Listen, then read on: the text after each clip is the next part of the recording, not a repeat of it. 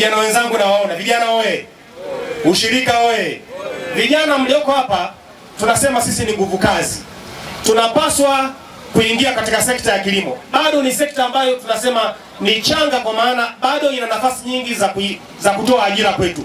Tuache kukaa na kulialia, tuache kukaa na kulalamika na kuisema vibaya serikali, kusema vibaya pengine hata wazazi wetu kwamba pengine hawajatupeleka shule na wapi na wapi. Tuingieni kwenye sekta ya kilimo, bado kuna fursa. Serikali inatoa ruzuku, serikali inatoa mikopo kupitia halmashauri zetu. Tuundeni vikundi, tukachukue fedha, tujikite kwenye kilimo. Alafu kwa kupitia chama cha ushirika, chama kikuu cha ushirika, tutaona manufaa ambayo wanakwenda kututendea. Manufaa ambayo wanatutendea chama kikuu cha ushirika ni pamoja na kutupambania kupata bei nzuri ya mazao. Hiyo ni faida moja ya ushirika wa kilimo na masoko kupitia chama kikuu. Wanafanyeje? Wanazungumza na wafanyabiashara wakubwa mbalimbali. Wanatangaza tenda.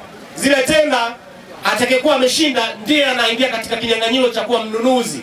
Kwa hiyo sisi tunashiriki kwa namna hiyo kupata bei nzuri. Lakini lengo na madhumuni ya bonanza hili ni kuhamasisha vijana kulima na kujiunga na vyama vya msingi, ili mwisho wa siku waweze kupata fursa ya kupata pembejeo kwa pamoja, lakini na masoko ya uhakika kwa mazao yao kwa pamoja.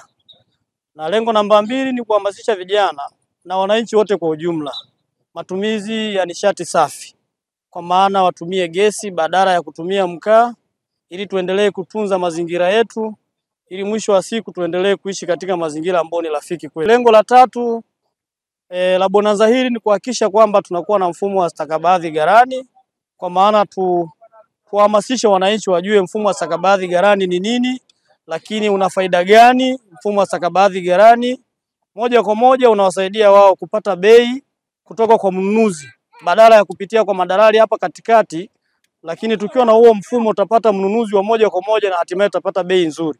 Na hilo ndio lengo kubwa la hayo mashindano au bonanza hili ambalo tunaendeleza kwa siku ya leo hapa.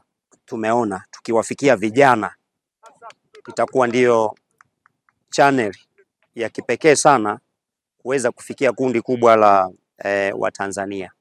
Na hii tumeenda kwa target kwa sababu kiangalia sensa ya watu na makazi 2022 idadi ya vijana inaenda zaidi ya milioni 21, ambayo inachukua 34.7 ya idadi ya watu. Kwa hiyo tunaamini ukilifikia grupu hili ambalo ni nguvu kazi, tayari pia unakuwa unatekeleza azma ya serikali kwenye dira ya maendeleo ya taifa. Tutainuka kama wanawake. Tunalifurahia sana hili jambo la kuwa pamoja na kuendeleza uchumi zaidi.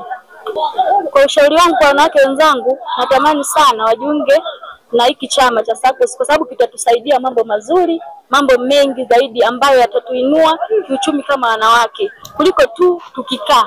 Kwa hiyo ni jambo la muhimu sana kwa wanawake wenzangu kwamba jitahidi kuwa katika kwenye shirika kama hili la SACCOS ili tuweze kuinuka kiuchumi. Kwa sababu hili jambo sio jambo la kwamba wanaweza kaanza kuogopa. Mimi natoa wasiwasi kwamba wasiwe ni watu wa kuogopa. Ikiwa ni mtu wa kuogopa, huwezi ukawa mwanauchumi vizuri. Kwa hiyo natoa shaka kabisa kwamba wakijiunga katika chama hiki cha SACCOS wanaweza wakainuka zaidi kuliko wakiendelea kukaa kimya.